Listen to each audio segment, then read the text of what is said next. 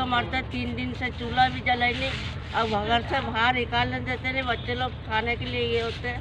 हमारे तो चूल्हा जलता है 4-5 दिन, और बच्चे तो कमाने जाने वाले, वो तो घर में बाहर निकालने देते नहीं। लॉकडाउन के दौरान आपका चूल्हा कैसे जलता है? जलते ही नहीं, क्या कर जाते तो पुलिस जो है लॉकडाउन लग जाता, गाड़ी भी बना देती। तो बच्चे तो खाना मांगते होंगे, मांगते तो इनके लिए आप क्या करते हैं? जुड़ चुके हैं आपके साथ अगली खास खबर को लेकर। जैसा कि सभी को विदित है कि आज पूरा भारत देश कोरोना महामारी से कहीं ना कहीं तो संक्रमित है, या फिर मैं इसे कहूं या वो भयभीत है। आज लोग अपने घरों में बैठे हैं, लेकिन समस्या यहां आकर खड़ी हो गई है कि लॉकडाउन लगने से रेड अलर्ट जन अनुशासन पखवाड़े के तहत आम जन को भारी समस्याओं का सामना करना पड़ रहा है। गौरतलब है कि सरकार ने दिशा और निर्देश जो है लोगों को पालन करने के लिए मजबूर तो कर दिया है, लेकिन इस स्थिति में मजदूर की स्थितियों पर, मजदूर की जो प्रताड़ित जो मजदूर हो रहे हैं, जिनके घर में आज ना तो खाने को रोटी है ना सोने की जगह, तो इस स्थिति में उन मजदूरों को खाने पीने की व्यवस्था कैसे की जाए। आज भारत देश में कोरोना महामारी एक विकराल रूप तो ले चुकी है, लेकिन कहीं ना कहीं आज लोगों के घरों में चूल्हा जलाने तक के लिए ना तो लकड़ियां हैं, ना खाने के लिए पैसे। तो ऐसी ही खबर के साथ जुड़े हैं आपके साथ मेरठा सिटी से, जहां पर मजदूरों ने अपनी व्यथा जो है हमारे रिपोर्टर्स को बताई है, और मजदूरों का कहना है कि लॉकडाउन तो सरकार ने लगा दिया है, पर किंतु मध्यम वर्गीय जो लोग हैं, जिन लोगों के पास जो गरीबी सीमा से भी नीचे आते हैं, जिनके पास घर में खाने के लिए राशन नहीं है, इस स्थिति में वो अपने परिवार का पालन पोषण कैसे करेंगे। कोरोना महामारी तो मृत्यु दर में कहीं ना कहीं बढ़ावा दे रही है, लोगों की मृत्यु में वृद्धि तो कर रही है, किंतु क्या लगता है कुपोषण होने से, कुपोषण का शिकार होने से देश में मृत्यु दर में वृद्धि होगी या नहीं? तो देखते रहिए आवाज न्यूज 24 की ये खास खबर मेरे साथ में। कोरोना की महामारी गरीब के चूल्हे पर पड़ी है भारी। हमारे संवाददाता एजाज उस्मानी की खास रिपोर्ट। मजदूरी की रोटी रोजी पर आया संकट, किसके सामने फैलाएं हाथ। मेरठा सिटी इस समय पूरे भारत में कोरोना महामारी को देखते हुए भारत सरकार व राज्य सरकारों द्वारा सख्त गाइडलाइन लागू कर दिए गए हैं, जिसके कारण 2 जून की रोटी कमाने वाला व्यक्ति भी बेरोजगार बन बैठा है। ऐसे में वह अपने बच्चों सहित परिवार का लालन पोषण करने में, इन सवालों का जवाब देने में असमर्थ है कि वह अपने परिवार का पालन पोषण कैसे करेगा, क्योंकि ना तो सरकार द्वारा इनके प्रति कोई नियम बनाए गए हैं, ना ही स्वयंसेवी संस्थाओं ने अभी तक कोई बीड़ा उठाया है। ऐसे में अगर 2 वक्त की रोजी रोटी कमाने वाला किसी के सामने हाथ फैलाए तो फैलाए कैसे, यह बात समझ से परे है। राज्य सरकार ने किराना, फल, सब्जी और दूध की दुकानें खोलने की छूट तो दे दी, लेकिन जब मजदूर अपने काम धंधे पर ही नहीं जाएगा तो उसके पास राशन सामग्री खरीदने के लिए रुपए कहां से आएंगे, और बगैर रुपए वह राशन सामग्री कैसे खरीदेगा, इसका जवाब किसी के पास नहीं है।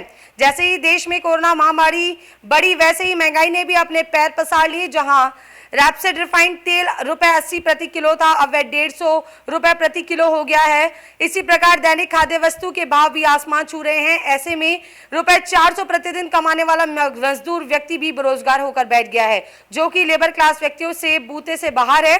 ऐसे में मैगी, राशन सामग्री वे कैसे खरीदे, कैसे अपने परिवार का पालन पोषण करे। हमारे संवाददाता शहर में घूमकर गरीबों का हाल जाना तो वह फकक कर रोने लगे और कहने लगे, आखिर हम गरीबों के चूल्हे का ही क्यों लॉकडाउन किया गया। ऐसे में स्वयंसेवी संस्थाओं और राज्य सरकार को चाहिए, जब तक लॉकडाउन की स्थिति बनी हुई है तब तक ऐसे परिवारों की मदद की जाए और उन्हें राशन सामग्री उपलब्ध कराई जाए, अन्यथा गरीब व्यक्ति कोरोना से नहीं भूख से ही मर जाएंगे। हम आए हैं उन गरीब बस्ती के अंदर जहां लोग डेली दहाड़ी किया करते थे, और अब लॉकडाउन लगने के बाद में ये लोग बेकार होकर बिल्कुल घर पर बैठे हैं। यहाँ लॉकडाउन लगने के बाद में और कोरोना की गाइडलाइन को कानून सख्त करने के बाद में इन लोगों को बाहर जाने से रोका जा रहा है। और अब ये बताइए कि जब ये बाहर नहीं जाएंगे तो कमाएंगे कैसे। ये बताते हैं कि इनके 3 दिन से चूल्हे भी ठंडे पड़े हुए हैं, जिसके कारण ये छोटे छोटे बच्चे जो हैं ये इनका पेट कैसे पालेंगे। ये सब जानने के लिए आज हम आए इस बस्ती के अंदर, जो बिल्कुल मजबूर है, बिल्कुल बेसहारा है, बेकस है। जानना चाहेंगे अम्मा से। जी अम्मा, आपका नाम बताइए। मेरा नाम जयचंद है। कोई काम धंधा करते नहीं, भूखे मरते। 3 दिन से चूल्हा भी जलाई नहीं, अब घर से बाहर निकालने देते नहीं। बच्चे लोग खाने के लिए ये होते हैं। सब वोट मांगने आते हैं, वोट दो पैसा। लेकिन अम्मा, जब लॉकडाउन लगता है तो फिर आपका चूल्हा कैसे जलता है? हमारे तो चूल्हा जलता है 4-5 दिन, और बच्चे तो कमाने जाने वाले, वो तो घर में बाहर निकालने देते नहीं। हमारे बच्चे बड़े सब खाने के लिए मरते 4-5 दिन और चूल्हा भी जला ही नहीं। जी आप बताइए, आपका नाम बताइए। मेरा नाम बफाती हुसैन है। जी आप क्या करते हैं?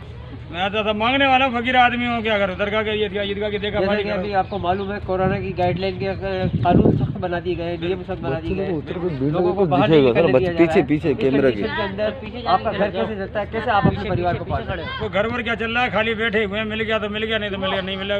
पानी तक के नहीं है, नल तक के सूखे पड़े, ना खाना है, ना पानी है, ना चाय है, ना कुछ पूछने वाला, ना इस मामले में कोई स्वयं सेवी संस्था है या राज्य सरकार की तरफ से आपकी कोई मदद नहीं है? कोई क्षमता नहीं, कोई आता ही नहीं पूछने, देखने नहीं आता, बोलते दूर दूर करते थे, आते ही नहीं, कोई देखने नहीं आता, पूछने नहीं आता। आपको कितना टाइम हो गया?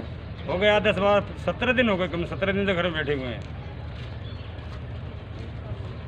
वही बात बोल जी आपका नाम बताइए। तो आप जैसा आपको मालूम है कोरोना चल रहा है और इसके अंदर कानून इतना सख्त बना दिया गया कोई घर से बाहर नहीं निकलेगा। पीछे फोटो आ गया। जाते नहीं, मैं खुद ही जाती थी। आप क्या करती थी? मैं भी मांगती थी। आप ही मांगती थी? आपके जो हस्बैंड है वो क्या करेंगे? वो तो खुद ही करते ही रहते। घर पे ही रहते हैं। तो फिर आपका आप लॉकडाउन के दौरान आपका चूल्हा कैसे चलता है? जलते ही नहीं, क्या कर जाते तो पुलिस जो है लॉकडाउन लग जाता, गाड़ी भी बना तो जाती। बच्चे तो खाना मांगते हाँ, होंगे, मांगते फिर इनके लिए आप क्या करती हैं? अब क्या करें, जो आपको कहीं से कोई मदद आई है?